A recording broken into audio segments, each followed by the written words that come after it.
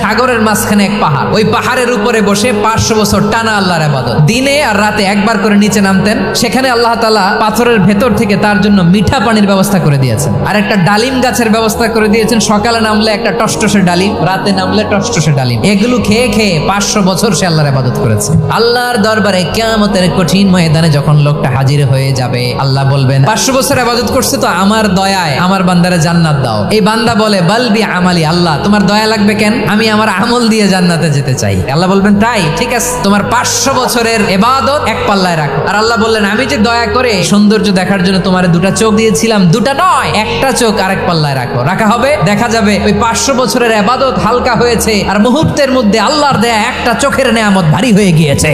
ফলাফল দেখো, হিসাব বলে তুমি এখন জাহান্নামে যাবা, যাও এবার জাহান্নামে যাও। এবার লোকটা কাচুমাচু করে বলে আল্লাহ এবার আমি বুঝতে পেরেছি তোমার দয়া ছাড়া দুনিয়ায় কেউ জান্নাতে যেতে পারবে না।